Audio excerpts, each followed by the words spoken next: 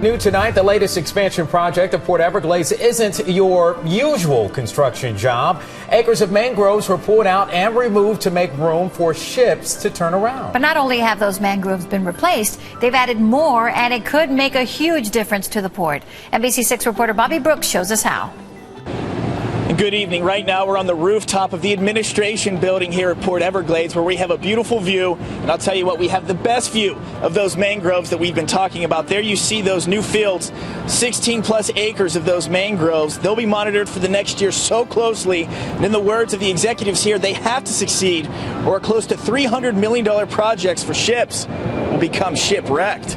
Tiny baby mangroves. Who would have thought these fragile plants now hold the key to unlocking a bright new future for Port Everglades? These mangroves have been in the... Bob Musser is head of the environmental projects at the port. Well, Bob and Port Chief Executive Steven Sarnak say right now, if you can believe it, in a shipyard, the mangroves are a top priority.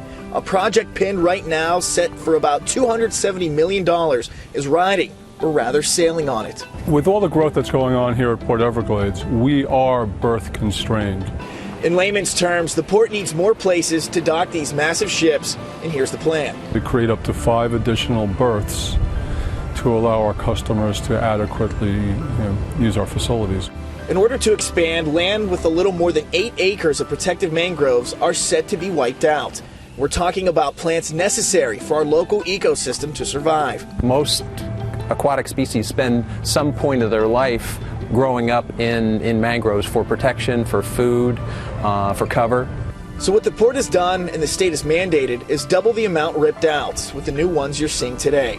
In fact, the port can't even touch the expansion site until they've proven new mangroves can thrive. They do have to grow for a year and under a term that the state calls trending towards success. And with an expansion project and the vitality of our environment on the line, Bob and Steven say success is what it'll be. I certainly want to leave this place better for my children and my children's children. Now back out here, look at those fields. They'll be monitored so closely that if one of those mangroves die, a new one is going to be brought in to replace it. Another cool fact, that's going to become a new place for manatees to breed safely. For now at Port Everglades, Bobby Brooks, NBC6 News.